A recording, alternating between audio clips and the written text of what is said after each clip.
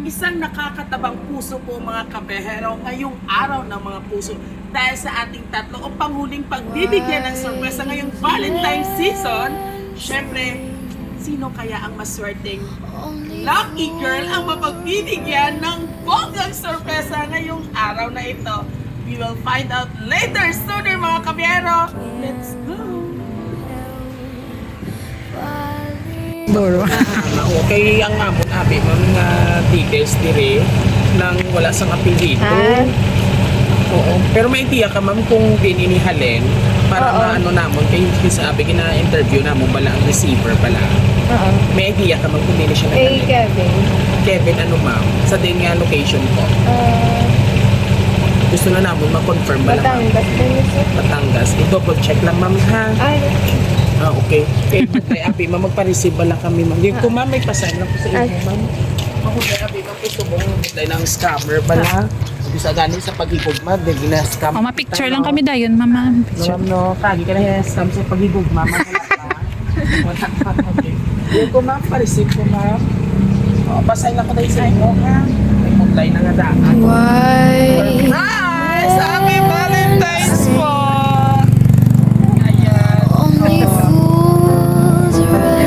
Para po sa inyo halin sa atin niya. Makabait po kasi sister ko. Ayan. Ay, sana ako may perero. Una akong tumingin niya para for you. And of course, para po sa ating Mr. Cupido. Sabi po niya is, Happy Valentine's Day, Box. Tama po ba? Tama po ba yung tawagan si Box? 6 months and 40 days pa, magwa 1 year na simula nung nakilala kita. Once again, Happy Valentine's Day. Love. Sorry, alaga pa muna siya. Love Trey. Pwede mo masabi ko anong kompletong pangalan po ni Mr. Cupido? Ma'am, kasi ka lang po. Trey, ano po? ano sa... Damo si Ma'am yung ano mo. Pretty ni Trey, ano po? Naku, baanik siya! Hala!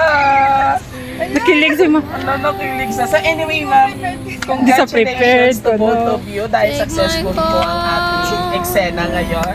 Bago po yan, ma'am, based sa message po ni Mr. Cupido dyan or also known as si Mr. Trey, ano po yung gustong sabihin sa kanya? All the way from Batangas. Kurog si ma. Wait lang, di ako prepare. Please lang. I know, we feel you kung gaano Philippines surprise ang inihanda para sa iyo. Ano po yung mensahe mo para sa kanya? Asim mo.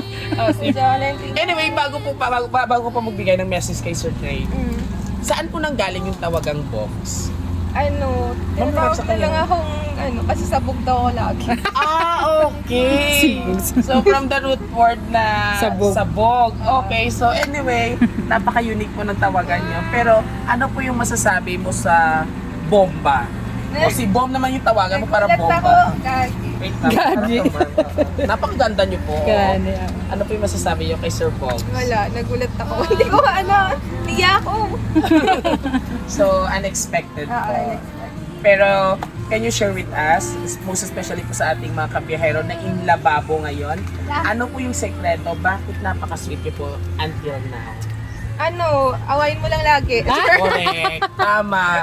Dahil ang tunay daw ng magpagmamahalan ay nagsisimula sa konting awayan. No? So anyway, last message po para sa ating Mr. Cupido, all the way from Batangas. Hello, stay asim. Stay asim. Cute. Are you happy po? So, Kilig lang, hindi happy, kilig. So anyway, sabay po natin batiin ng isang Happy Valentine's Day! Maraming salamat po, ma'am. Rose. Rose. Si Jack na lang ngalan ni Sir. Ma'am, tinusok ka lang po.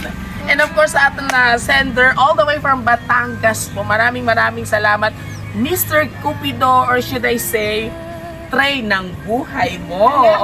For trusting Rojas City Surprise Delivery. And of course, kung nagustuhan niyo pong aming panghuli pang tatlong binigyan ng Valentine's treat mula sa kanilang mga loved ones, all you have to do just visit our social media platform, YouTube, TikTok, and Facebook page. Don't forget to like, share, and subscribe.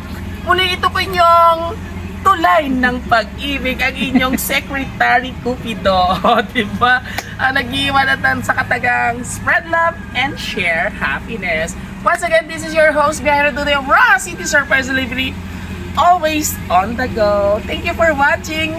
Happy Valentine's Day sa lahat po nating mga kabiyahero, mama, papa, tito, tita, lolo at lola at sa ating mga ate at kuya. Bye, Kenneth, sir. Yeah, nakilig si